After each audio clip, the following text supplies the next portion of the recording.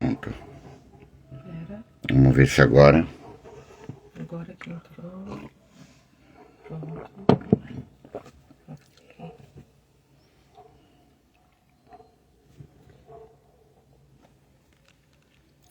Fala, galera. Deu um problema no começo da live, né? Aí eu tive que sair, tô retornando novamente aqui. E aguardando pra ver se vai dar tudo certo agora, pra gente poder estar falando com a Isa.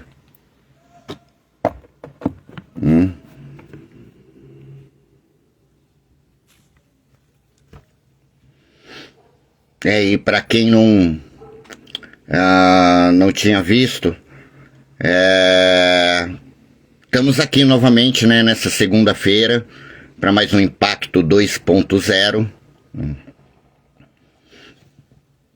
E para estar conversando aqui com uma das pessoas que trabalharam muito pela cena. Aí, vamos ver agora se a gente consegue.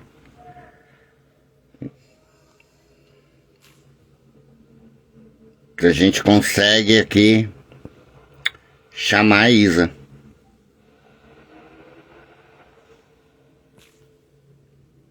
Isa, tenta fazer o chamado você.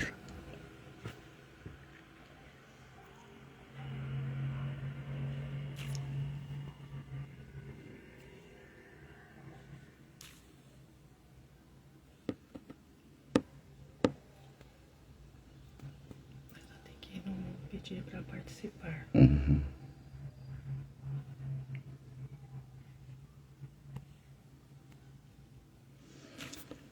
Ô Isa, tenta entrar você. Aí, faz o pedido de participação para ver se chega para mim.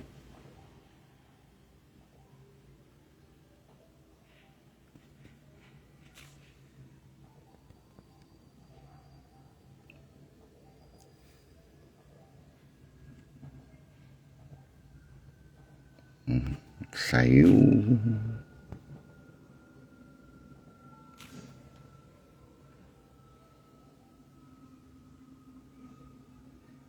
A Luísa.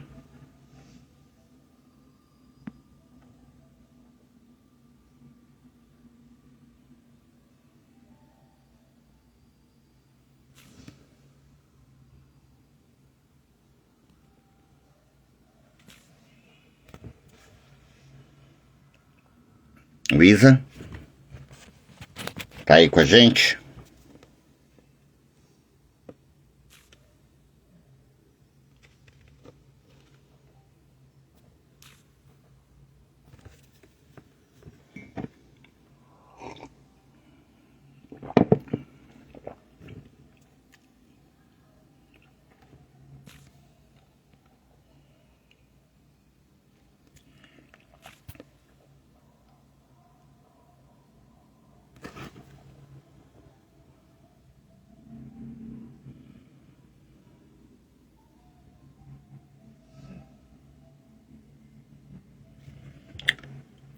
Boa noite, Buga. A gente hoje tá aqui com vários problemas. Não estão conseguindo acessar a Isa na live.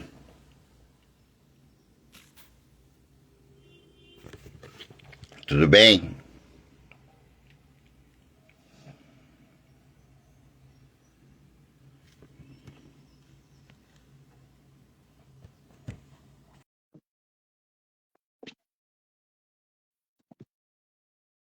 Vamos lá.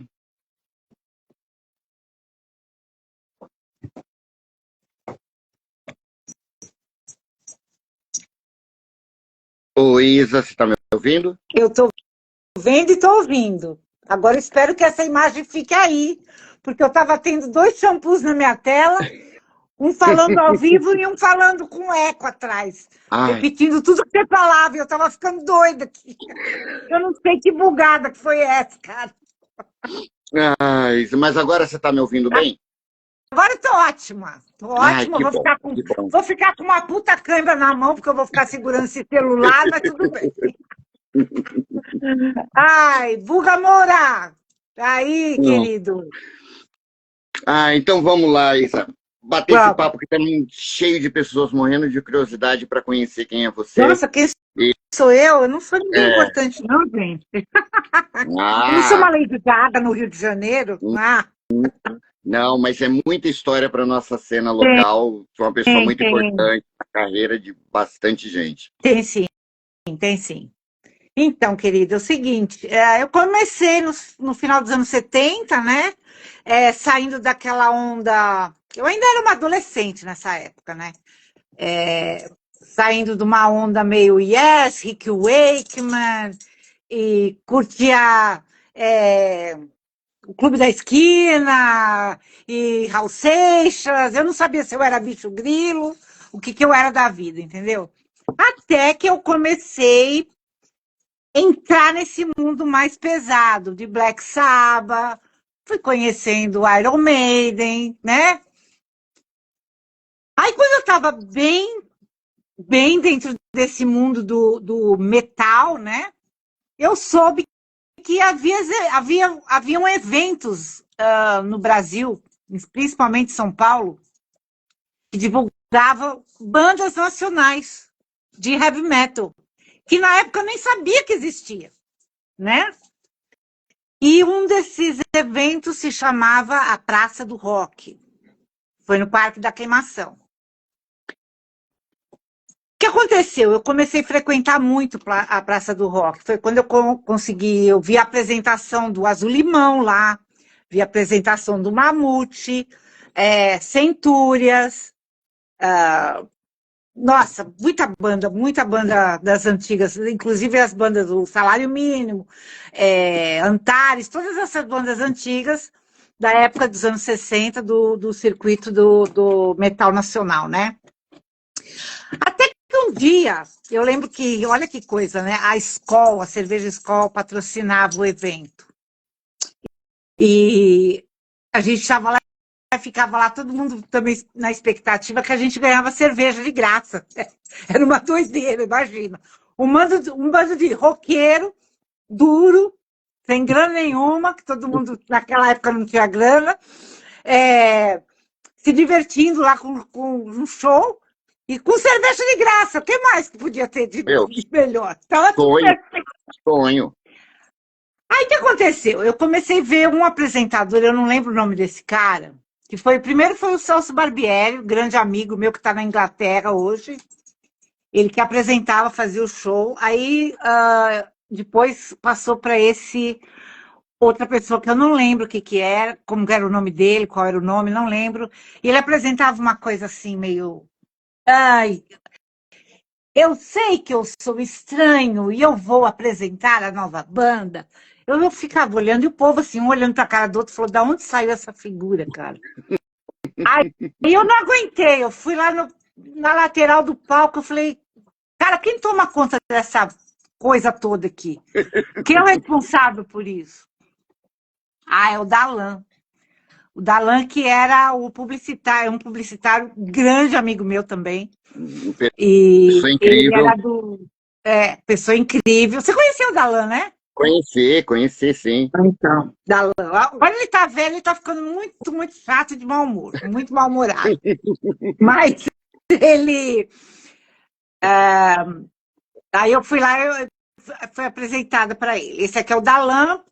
Ele trouxe também o Jornal do Cambuci, na época, para promover a Praça do Rock.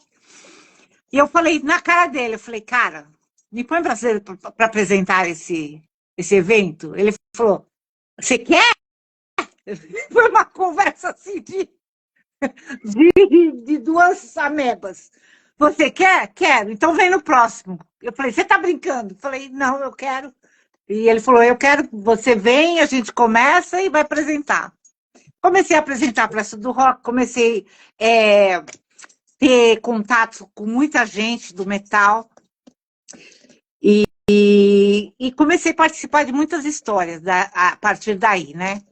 Então eu tenho algumas histórias bem legais para contar, que nem a história, porque a Praça do Rock passou por diversos lugares. Ela começou no Cambuci, foi parar depois no Jabaquara, na Secretaria da Agricultura, no Jabaquara. Depois a gente acabou no Parque do Carmo, em Itaquera. É legal. É. Passaço. E É, quantos anos você ficou na Praça do Rock? eu fiquei 2 anos. 2 anos.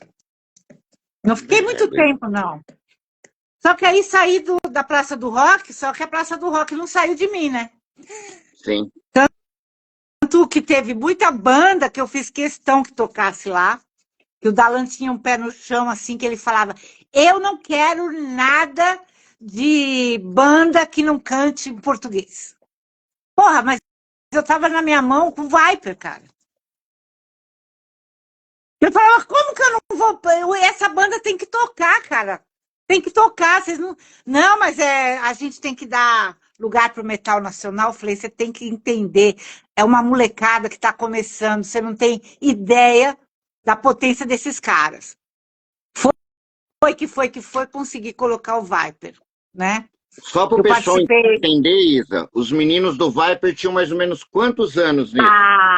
Eles deviam ter o quê ali? Uns 15? Eu lembro, o André Matos era pitiquinho, cara. Isso daí foi na época foi antes ainda daquele bar Dínamo que tinha na Vila Sim. Buarque, lá do lado do Sesc. Aham, pertinho da Consolação É ali, né? isso, foi antes disso ainda, pra você ter uma ideia. Sim. Então foi tempo pra caramba. O Pombo ainda estava no Voodoo. Mudou. Né? O Eric estava chegando no Brasil, meu amigo Eric Derraz. Assim. E Valsir estourando, e tinha disputa de Woodstock com Galeria do Rock. Sim. O pessoal saía da Galeria do Rock e ia correndo para o Woodstock e vice-versa. Né? O pessoal descia na Woodstock e falava, o que está pegando na galeria? Sim. Então tinha a informação era assim. A gente não tinha celular, não tinha nada, era tudo boca a boca. Nada. Né? Tinha o barzinho do casal, esqueci o nome dele, que é um casal que eles foram para os Estados Unidos também. Ficava do lado da Woodstock ali, que a galera sim. Se enfiava lá. O barzinho era pequenininho, mas a galera se enfiava lá para tomar cachaça. Exatamente. Bom, e aí a gente foi crescendo e foi uma turma que eu falo que eu sou muito grata, né, por ter nascido na época que eu nasci. Porque apesar das concorrências de bandas que existem até hoje, essa galera que cresceu nos anos 80, no meio do metal, a gente pode falar que é família, porque todo mundo conhecia todo mundo. Se não conhecia, esteve nos mesmos lugares, com as mesmas pessoas, ou tinha amigos em comuns. Entendeu? É uma coisa assim, é impossível você ter passado nos anos 80, no Brasil, principalmente em São Paulo, no meio do metal, sem estar ligado a alguém dessa galera. Sim. Entendeu? E existiam poucos espaços, né, Isa? Então, era quase certo que todo mundo se reunia quase no mesmo núcleo. Não tinha espaço, não tinha divulgação. A gente não existia MTV, cara. Sim. Foi antes da MTV. Então, é uma coisa. A gente não tinha computador, a gente não tinha MTV, a gente não tinha celular, entendeu? Não existia nada disso. Era telefone do fio, vou ligar, a pessoa não atende e não está em casa, então não dá para falar. A rádio da época era 97 FM, né? Do meu querido Beto Peninha. Sim. Beto Peninha, te amo. A rádio era 97 FM, que ficava em Santo André, em cima de uma churrascaria. Eu fui visitar muitas vezes o Peninha lá. E foi a rádio mais underground que a gente teve aqui em São Paulo. Né? E junto com os undergrounds, e junto desses undergrounds, a gente pode chamar também os headbangers do ABC. Sim. Tem história, viu? Tem história. Não, imagino. Mas, enfim, aí eu tinha um trabalho, né? Eu trabalhava no Sesc, era Sesc Senac, era a mesma empresa. Eu entrei para trabalhar lá em 81. Em 85, eu estava trabalhando na secretaria, na recepção da diretoria, da presidência do Sesc, na Avenida Paulista. É em frente ao Hospital Santa Catarina. Não sei se ainda existe aquele Sesc lá. E era muito engraçado, cara, porque eu estava fazendo a Praça do Rock ali. Só que eu trabalhava numa recepção, assim, ultra, mega social, sabe? Todo mundo engravatado, todo mundo comportado, com secretárias, telefones, né, reuniões e tal. De repente entrava um cara cheio de prego, cabeludo, é aqui que entrega, é aqui que entrega material para a Praça do Rock. É, aqui é comigo. Pode deixar aqui comigo. E saíam os diretores lá de dentro, às vezes só saía para ir no banheiro, para pegar o elevador, eles olhavam aquilo e falavam, o que está acontecendo aqui? Nada, um amigo meu. Olha, foi um hospício aquilo, foi um hospício, era a coisa mais engraçada do mundo. Então eu associei, eu fiz aquilo lá meio que meu escritório da Praça do Rock, foi muito engraçado. E teve gente que foi levar material lá, falou, você não sabe como que é o escritório da Praça do Rock. O pessoal todo uniformizado, cara, assim, tem recepção, tem não sei o quê, né? Foi mas... Enfim, aí a gente continuou na Praça do Rock, no Parque do Carmo, teve um lance no Parque do Carmo muito engraçado, que saiu uma quebradeira lá, jogaram pedra no palco, eu levei pedrada, fiquei atrás dos equipamentos, foi com o Máscara de Ferro.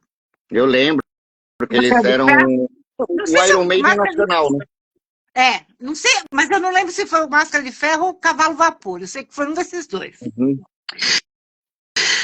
Aí saí da Praça do Rock, a Praça do Rock acabou. Acabou, não tínhamos patrocínio, aí começou a ficar uma coisa chata, porque aí entrou 89 FM na vida do povo. E a 89 FM, muito da espertinha, começou a colocar um evento chamado Rock na Praça.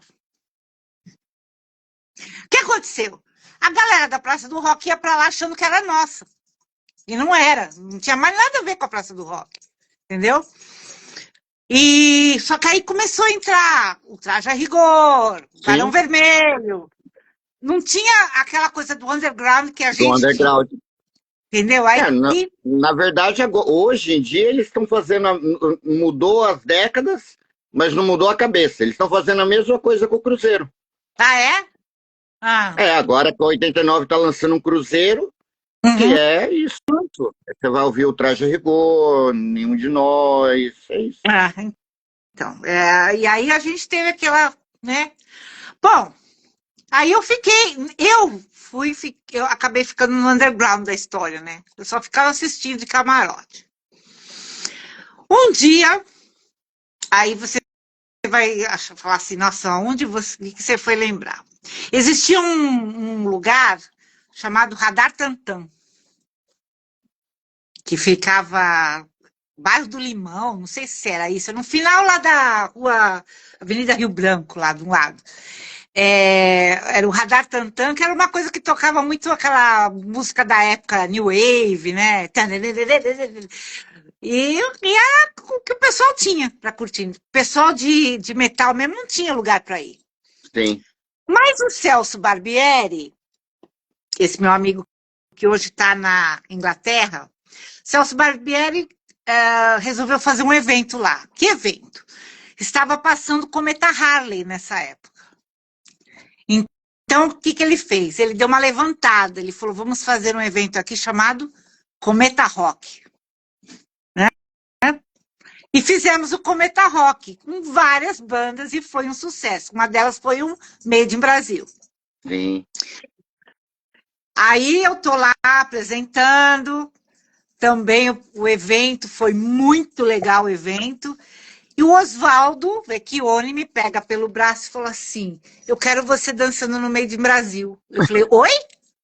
Eu falei, como assim? Na época eu acho que era Márcia, o nome da dançarina do Made in Brasil, que parece que eu fiquei sabendo que ela saiu do meio para casar com um anão do circo. Um negócio assim, que parece umas coisas, uma história muito doida que passaram assim, pela minha vida, né? Se for fazer um...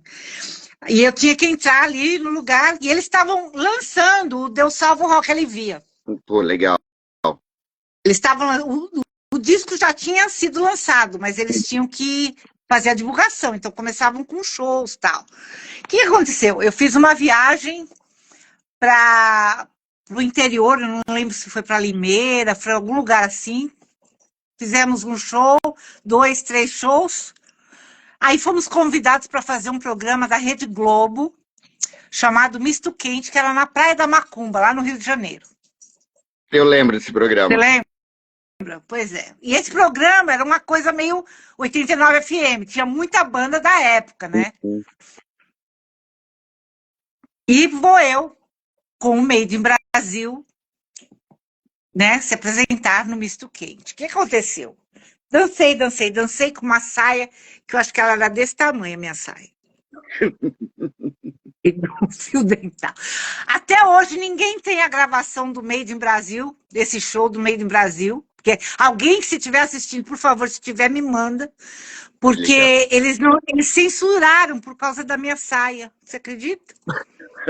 Verdade, Isa. Entendeu? A bunda censurada, né? E o programa não passou no ar? Não! O Made in Brasil não foi pro ar. Nossa. Olha, foi uma confusão. Não foi. A gente foi para gravar, nós gravamos o programa e tal. E cadê o programa? Não foi. Liga para a Globo, não vai, porque não podia colocar aquilo na TV, que não sei o quê. Então tá, né? Eu não sei né? O que eu tinha muito mais do que a Anitta tem, né? Hoje em dia. Não podia colocar. Que porcaria, né? Não precisa muito, a banheira do Gugu. Pois é. Eu lá mostrava. Pois é, mas é uma coisa assim, a resposta que eu tive, que eu falei, Oswaldo, o que aconteceu? Ele falou, eles censuraram por causa da tua roupa. Eu falei, censuraram, mas era censura na época, né? Ainda existia, né? Enfim, uma censura que eu nunca entendi, mas enfim. Aí eu saí do Made in Brasil e continuei no meu, né? Aí eu continuei no background, assim, no escondidinha, vendo tudo acontecer, né? Aí comecei a frequentar o bar, o New York Ville, que aí é aqueles barzinhos de Playboy que começaram a abrir, né? O New York Ville, tinha uns outros que tinham ali pro lado dos jardins. Era um que na mesma rua era o New York e o São Paulo Bar? São Paulo, isso mesmo. Eu estava querendo lembrar o São Paulo Bar. Uhum. E tinha o Radar Tantan também. E tinha o Radar Tantan também. Uhum. Aí, conversa vai, conversa vem. Eu acabei conhecendo o pessoal do Sepultura, né? E eu morava do lado da Surf Combat, era isso? O nome da loja da Visual Esportivo, lá no Ipiranga, que era do Turco Louco. É Surf Combat, que ele que patrocinava o Sepultura. Então, e aí eu acabei conhecendo os caras, tal. E a Mônica Cavalera, que é minha amiga também, adoro de paixão. Uma linda. Mônica é fantástica. Você conhece também, estávamos no mesmo cruzeiro, não esqueci. Então, e a Mônica, ela fazia o trabalho de marketing com a banda. E eu ainda estava no Sesc, eu já estava 10 anos no Sesc. E fui me envolvendo com Sepultura, fui me envolvendo, quando eu vi, eu era Sepultura, entendeu? Eu não queria mais saber do meu trabalho. Eu cheguei no meu chefe e falei, não vou mais trabalhar aqui. Por quê? Porque eu vou trabalhar para uma banda chamada Sepultura. Ele falou, você enlouqueceu? O que você está falando? O que você tomou? Ninguém tinha ouvido falar no Sepultura nessa época ainda. Eles estavam ficando muito famosos no exterior, né? Mas no Brasil, você falava assim, a banda... Hoje, você fala Sepultura, todo mundo conhece. Sim. Mas antigamente, Você falava, "Bom, eu estou indo trabalhar com uma banda chamada Sepultura." Nessa época, nessa época o André já estava na banda, ou Isa? Já. Já. Estava na banda, isso. Ele já estava morando ali na Santa Cecília, no Ah, famoso ok. apartamento da Santa Cecília, do lado Uhum, do retrô. sim, Então, e aí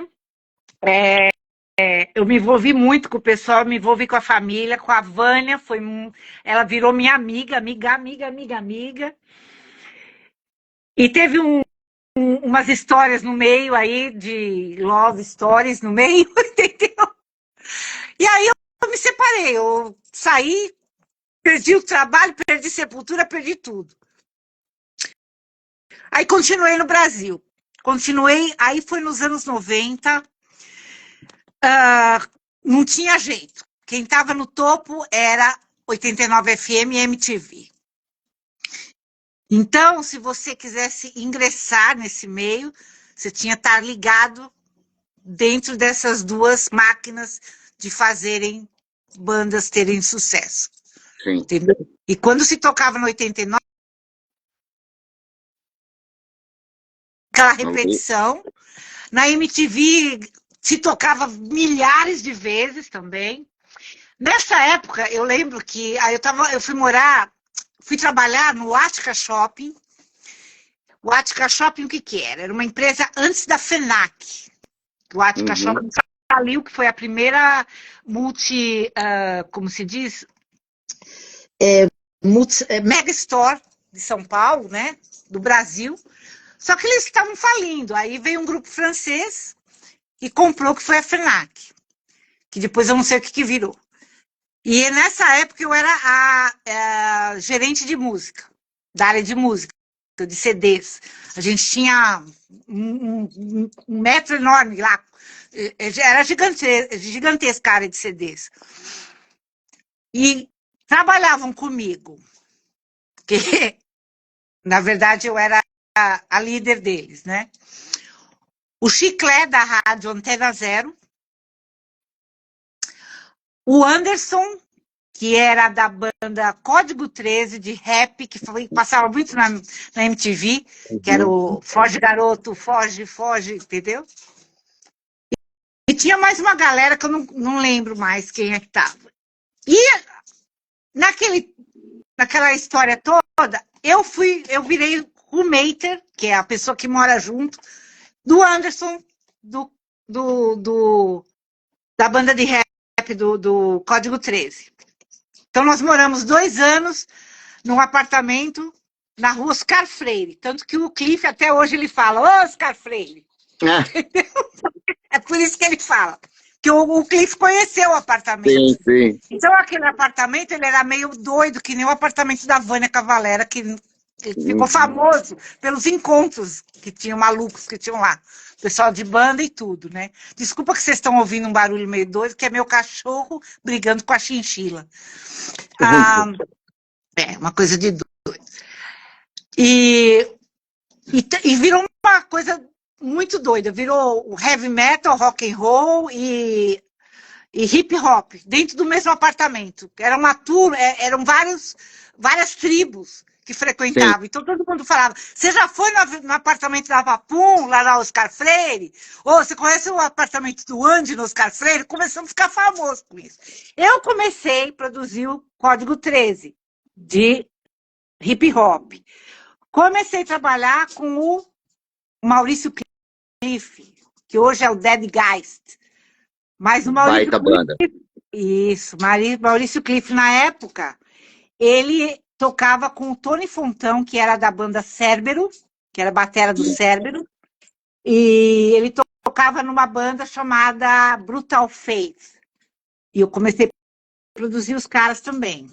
E descobri quem? Claustrofobia. Aí descubro Claustrofobia, o Caio, ele não conseguia alcançar o pé da bateria quando eu conheci eles. Pra você ter uma ideia. Era uma coisa assim. Era só um pouquinho que eu preciso jogar um fone. Para poder parar essa briga aqui, desculpa. Eu conheci o Caio, ele era muito pivete, e a gente começou a fazer, comecei a procurar lugares para fazer shows, né? E na época estava muito difícil, como eu te disse, se você não era 89 FM, se você não era MTV, você não tinha espaço, não Aí tinha. já tava em que ano, Isa? Aí estava em 98, Sim. tá? 98. Aí eu larguei mão de vez, cara. Eu falei, porra, sabe? Mas eu larguei mão faltando, parece que eu tinha que cumprir alguma coisa, estava faltando alguma coisa. Eu saí do mundo devendo, sabe assim? Eu saí do mundo do metal devendo alguma coisa. Bom, aí chegou no ano de 2000, eu fiquei desempregada. Eu estava com 38 anos, eu nunca vou me esquecer disso. Ou seja, eu joguei para cima a minha carreira de 15 anos de Sesc, Senac. Depois fui para ser líder da Ática Shopping, né? Que Uhum. acabou falindo. Trabalhei lá 2 anos. Depois não conseguia mais emprego, né? Aí um dia eu virei, uma amiga minha estava se mudando para cá, a Karen, ela mora na Flórida. Ela falou assim: eu estou indo embora do Brasil, não dá mais, né? Aí eu falei, poxa, se eu pudesse, né? Se eu tivesse um dinheiro. Engraçado que quando eu estava no Ática Shopping, deu uma coisa assim na minha cabeça, eu falei, vou tirar o passaporte, vou tirar um visto, porque é capaz do ano que vem eu vou para a Disney, que eu estava empregada, né? Aí fiquei desempregada, eu estava com o passaporte e o visto na mão, mas não tinha, Nossa. mas não tinha como ir viajar. Aí a minha mãe, Uhum. eu falei para minha mãe assim, mãe, a Karen tá indo embora, se eu pudesse, ó, porque aqui não tá dando mais não, cara. Não consigo emprego, eu ouvi na minha cara que eu tô muito velha, com 38 anos, entendeu? Aí minha mãe falou assim, você quer ir para os Estados Unidos? Eu falei, eu quero, mãe, mas como é que faz? Ela falou, eu tenho uma grana guardada, você vai, então. Ela falou, você vai, só que você vai ter que se dar bem lá. Eu falei, eu vou me dar bem, eu vou, mas vou me dar bem. E vim embora. O universo, ele se mexe, ele é muito engraçado. Quando ele põe as oportunidades no momento certo que a gente precisa. Pois é. Fantástico. Exatamente. E eu passei, eu não vou falar que foi maravilhoso, porque aí você. É aquela coisa, eu senti a falta de todo mundo. Então, a pessoa que vem para um país, né, que não é da língua dele, que vai para o exterior do Brasil, ele fica muito necessitado, né? Ele fica com aquela ansiedade de falar com as pessoas, de contar todas as novidades, sabe? Ele fica com uma carência afetiva Imagina. absurda. Por quê? Porque no Brasil as pessoas perderam um amigo que foi embora. Só que esse amigo que vai embora, ele perde todo mundo. Entendeu? Ele perde todo Deve ser mundo. complicadíssimo. É muito doido, sabe? Bom, aí eu fui ficando aqui, fui trabalhando muito tempo, né? Trabalhei com 500 mil coisas, mas nunca trabalhei dentro da música. Aí consegui meu green card, consegui meu green card. Eu me casei, apliquei para o meu green card, tive o green card. Depois de 3 anos, eu apliquei para a cidadania, fui aprovada. Hoje eu sou brasileira americana, né? Cidadania americana. E aí eu falei, agora. Aí, de repente, eu ouvi falar, eu nem lembro como é que foi, dessa história dessa rádio, né? Da Metal Messiah. Porra, eu coloquei a rádio, falei, cara, essa rádio é muito legal, né? E aí eu vi que tinha um programa feito em Nova York, que por acaso eu tinha desistido também de continuar com as coisas, porque a onda do hip hop, do rap, né? Essa coisa tinha tomado conta, que era todo lugar era, ó, entendeu? Então eu entrei em contato com eles. Aí me passaram o contato do Matt. O Matt é uma Universo pessoa que novamente. o que você tem para falar dele? Não, o Matt é um cara espetacular, né? O Matt, e a Débora, quando teve o evento da Metal Messiah aqui em São Paulo, né? Eles estiveram aqui presente, né? Subiram no palco com os meninos do Sacrifix, subiram no Exato. palco com o Valério no Holocausto. E, cara, eles são de uma energia gigante. De você estar próximo deles e você sentir essa energia, o carinho, o amor que eles têm para o metal. Exatamente. Se vocês ainda não ouviram, amanhã, às 20 horas, entre no programa da Metal Messiah. Inclusive o Tiagão vai estar dando uma entrevista amanhã, né? Amanhã é dia do Thiago. Amanhã é dia do Thiago. Legal. E agora o Matt fala pra caralho, entendeu? O Matt, ele fala pra caramba. Então, o programa começa, aí ele começa a contar uma história que ele bateu o carro. Aí, eu tenho que mandar um texto. Para, vamos entrar no ar, o povo quer ouvir música. Ele é muito engraçado. Muito doido, o Matt é muito doido. Muito legal, porque a gente está tendo... o que as pessoas não sabem é o seguinte, a Metal Messiah é uma rádio mundial, é uma rádio web mundial, mas é a maior rádio web mundial, né? Por quê? Porque ela fica no ar 24 horas. Não tem um patrocinador. Não tem um patrocinador, não ganha-se dinheiro com nada, sabe? Você tem DJs em todos os cantos do planeta.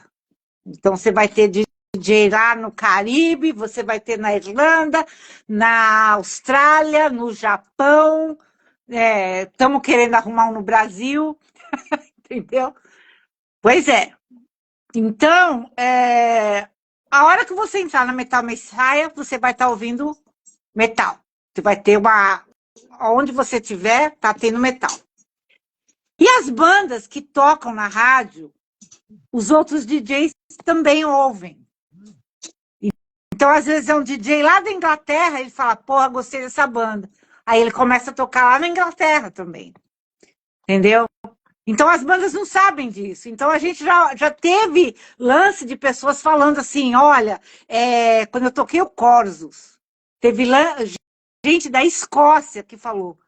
Teve gente da Escócia num programa, eles falaram assim, olha, eles ouviram uma banda brasileira chamada Corsos. Eles adoraram muito lá na Escócia. Então, é uma rádio que ela tá, né, ela não aparece tanto, ninguém quase não conhece, mas ela divulga pra caramba, que a intenção da rádio é essa, é divulgar, né, e fazer acontecer, entendeu? E a gente agora vai... desculpa, pode falar.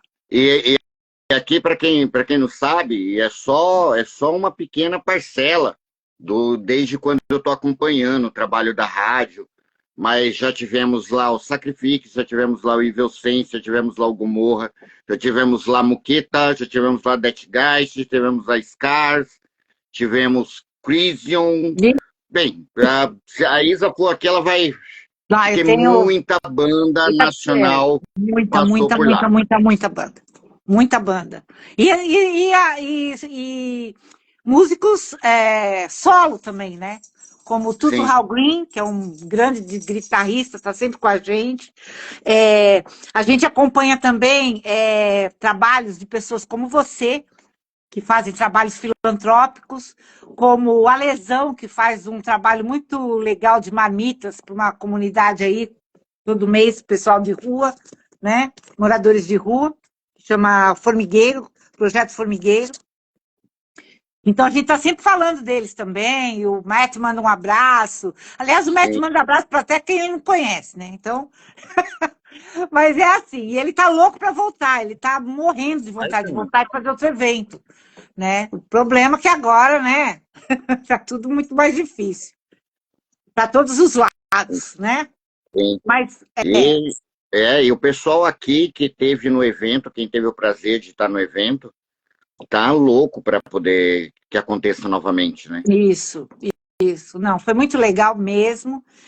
E aí, a gente tem uma equipe também que dá um suporte para a gente aí no Brasil, que é o Wagner Ferreira, querido, Tiago né? O Tiagão. Campo Miranda, não sei se você conhece, cara legal pra Ah, caramba.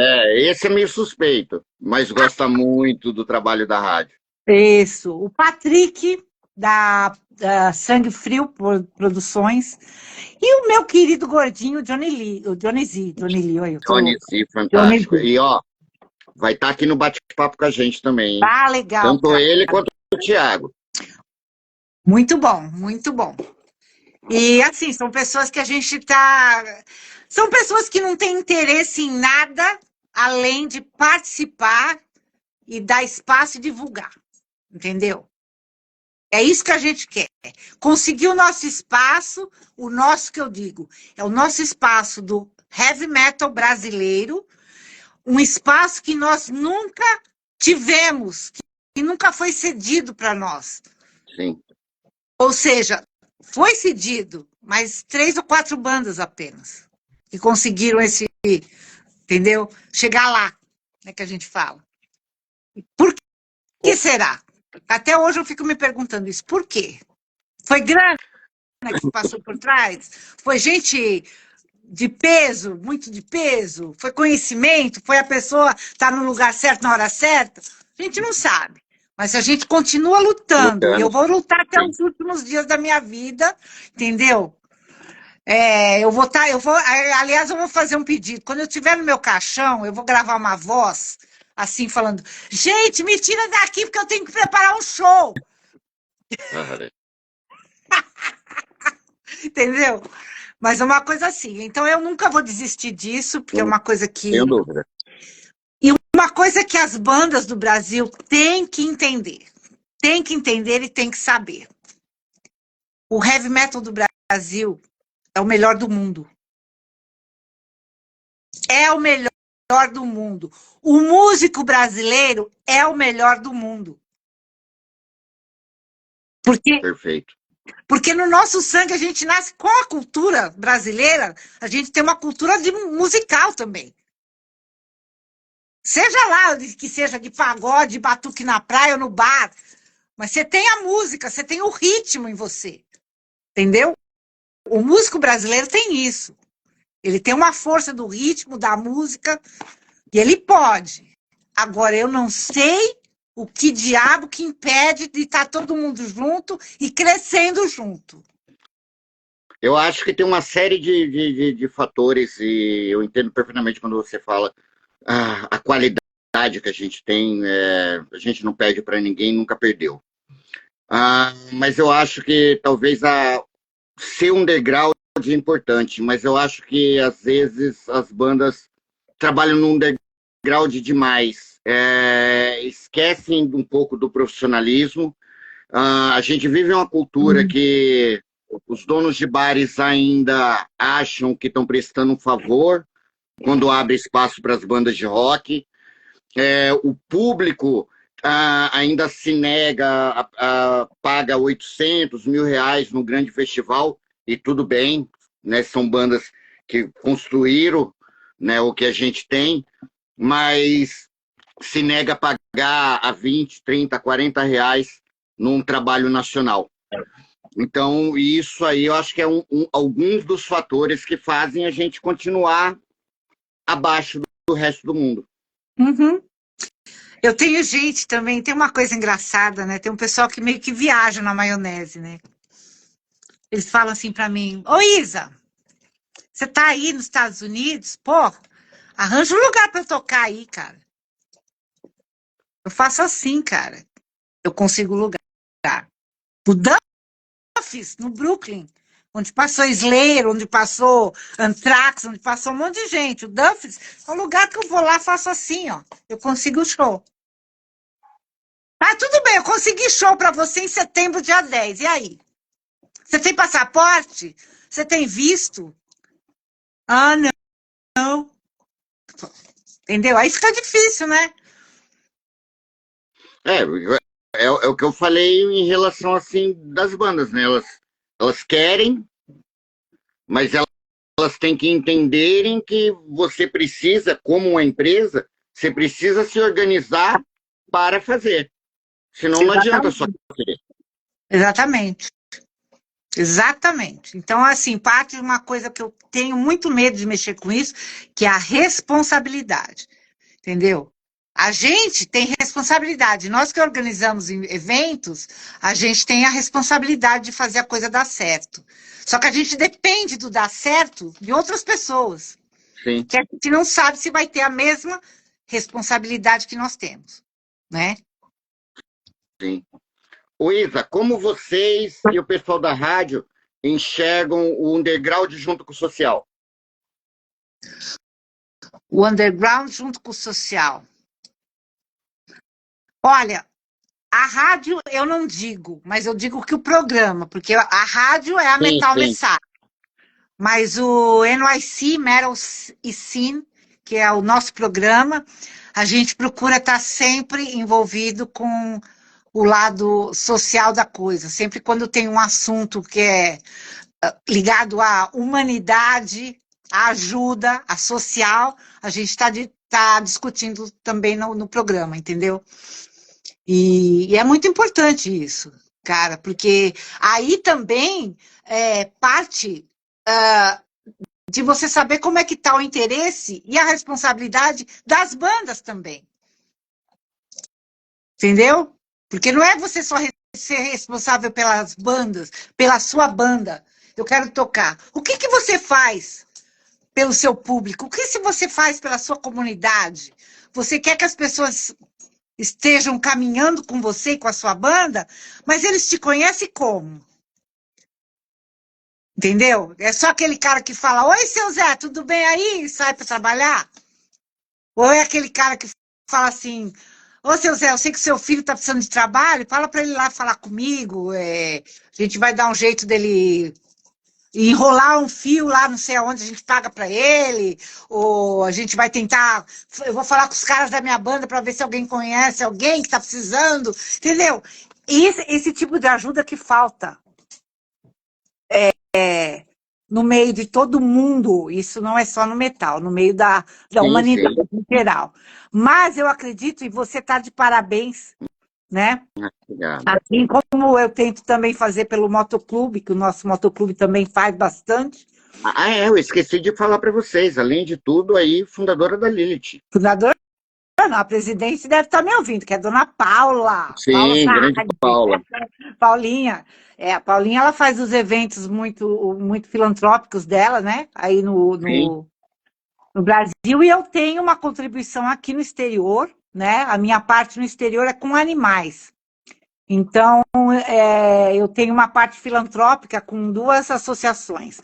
Uma chama Soy Dog e a outra é a PETA, que é vegana, mas eu não sou vegana, né? Mas é um trabalho específico de salvar os cachorros que vão para as mesas dos coreanos, chineses e vietnamitas. nossa. E agora africanos também. Então, a Mas carne de isso cachorro, acontece aí, Oi? aqui não. Aqui a Ah, gente tem as associações que fazem essa.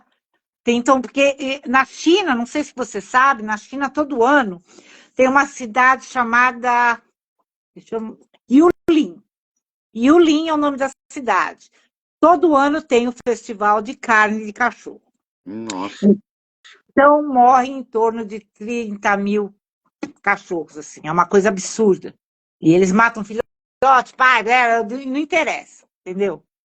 E para piorar a história, eles só não matam, eles judiam primeiro do animal, batem uma coisa assim, deprimente mesmo, de doer na alma, porque eles dizem que a carne fica mais saborosa, né? Quanto mais o Meu animal Deus, que sofre. absurdo. Então, a gente está com uma turma grande dentro desse projeto de salvar os nossos amigos cães e gatos, Sim, né? sim. Que tá certo que a gente come boi, galinha, né? Vou falar isso. Mas, cara, eu acho que tem coisa que é pet, tem coisa que não é.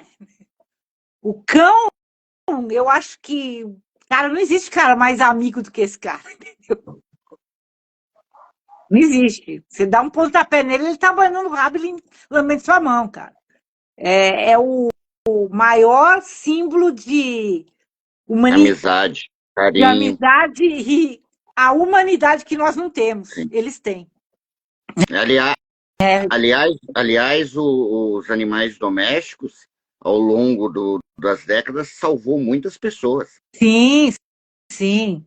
É, é assim, eu fico. Dizem que eles têm uma vida muito curta, porque eles só passam aqui para ensinar a gente o que é amor, né? Acredito nisso. Entendeu? Mas então, eu passo, pelas Lyrics eu faço parte disso, e então os motoclubes normalmente têm sempre a parte filantrópica, Muito, né? Que é muito muito, bom. muito. Aliás, Agora, aprendi muito com eles, né? agora a rádio, o nosso programa, o New York Metal Scene, a Débora, ela trabalha no social, né? Ela é assistente social, então ela está Legal. muito ligada com isso, né? E é isso, cara. A gente está envolvido, o que a gente pode fazer. Soubemos que você estava nesse evento aí. Cara, eu falei com o Matt falou: não, pode pôr lá, a gente estamos juntos, pode falar o nome da rádio, sabe? E é uma coisa assim, onde podemos estar, estamos. É. Ô, Isa, e eu sei que se a gente fica aqui é 2, 3 horas, porque o que não vai faltar é assunto, né? Mas a gente já estamos passando aqui. Tá. Eu quero agradecer muito, muito, muito mesmo a você, ao Matt, a Débora, por todo o apoio, né? Pela confiança, que a gente sabe que quem faz trabalho social, às vezes nem sempre são pessoas que realmente estão pensando em quem ajudar, né? Sempre quem alguém tirando vantagem. Então, poder ter a confiança das pessoas, de saber que o seu trabalho é feito com honestidade, para mim é muito importante. Poder ter o carinho, poder estar participando, representar a rádio aqui em São Paulo, não tenho palavras para isso. Dia 19 e 20, vamos estar lá representado com 5 bandas autorais, 5 bandas cover, uma corrente do bem gigante que a Metal Messiah faz parte. E só gratidão a vocês. Legal. Dia 24 de maio, nós vamos estar num clube aqui no Brooklyn, aqui em Nova York, fazendo o programa, né, com várias bandas também. Vai ser um festival nosso aqui, Legal. né? Da rádio aqui, dia 24 de maio, e o programa a gente vai tentar transmitir de lá, fazer um programa transmitido de lá, Nossa, do show. fantástico. Vamos Fantástico. ver, né, como que vai ser a história. Não sei se vamos conseguir, mas vamos tentar, né? Ah, legal. E assim, estamos aí, para o que der e vier, as bandas. Cara, vocês não precisam implorar para tocar na rádio. Para nós é um prazer tocar as bandas na rádio. A rádio, o Shampoo sabe disso. A Metal Messiah é uma família. Sim. Você entra, você conhece, você sabe como a gente trabalha. Aliás, tem a produtora Sandra, é Sandra que está no grupo? A Nath. A Nath, quero mandar um abração para a Nath, que entrou no grupo, também é uma pessoa maravilhosa. Eu estou precisando fazer uma entrevista com ela também, né? E as bandas que quiserem mandar material, Thiago, eu estou centralizando tudo no Thiago. Shampoo também está recebendo, não sei se está recebendo, não estou Sim, falando. tô. Não, tiver material pode enviar, porque a gente, como a Isa falou, a gente está centralizando no Thiago e a gente faz aqui a escolha, manda para o Thiago recebe todo o material, faz a divisão das datas e assim que a banda estiver passando na Metal Messiah, a gente avisa, manda o Legal. link, estamos ao vivo junto, né? Vocês podem participar do chat da rádio na hora que tiver, muito legal, vai ser sempre um prazer recebê-lo. Quanto mais doido você tiver, melhor ainda para entrar no chat, porque só tem gente doida naquele chat. É muito legal, você está falando lá, entra um cara lá da Espanha, outro não sei da onde, é muito legal. É muito legal mesmo. Uhum. E eu só tenho a agradecer. A princípio, eu quero agradecer muito a todas as bandas que acreditaram no nosso trabalho e mandou material e falou, deixa a gente tocar na rádio, né? Mas é a rádio que tem que agradecer, não são as bandas. Nós estamos sempre agradecendo a participação Perfeito. das bandas. Eu quero dar um beijão, um abraço especial para o meu querido, a querida banda Gaia Beta, que vai estar amanhã. É uma banda do Nordeste. Uma banda Legal. que, meu, eu vi ele. Amanhã eu vou falar a respeito desse nome, que é um nome muito doido, né? Que fala, mas que nome de banda, né? Mas é um nome bem, bem legal. E amanhã eu vou contar esse lance na rádio. Amanhã vai ser um programa só com a Gaia Beta e o Thiago. Que legal. Tá? Tem um E eu baita quero muito programa. agradecer você por esse espaço, Shampoo. Tá? Não, Muito eu que agradeço. obrigada por esse bate-papo de bar aqui, de boteco, que faltou só cervejinha, né, querido? Faltou só cervejinha. Tá bom. Tá devendo. Tá bom? E um beijo para todo mundo que ficou aí. Eu tô vendo que tem 8 aí de olho. Tô vendo um olhinho ali no canto. O pessoal vai entrando, vai saindo, vai entrando, vai saindo. É. Mas tem sempre uma galera aqui e já Muito já bom. eu lanço no Insta. Fica aberto para a galera poder assistir, quem não pôde assistir ao vivo. Quarta-feira, às 20 horas também, a gente estará com o Mike Dorsal, da banda Gomorra, que estará também no Impacto 2.0. Então, na quarta-feira, mais uma banda, juntamente com a Metal Messiah. E as dessa semana, as surpresas dessa semana para vocês. Tá aí. Aguardo muito vocês no dia 19 e 20. Vamos lá com a nossa meta de 1 tonelada de alimento, poder ajudar os velhinhos, poder curtir muito som. E, galera, até quarta-feira. Isa, beijo gigante, boa semana e valeu! Yeah!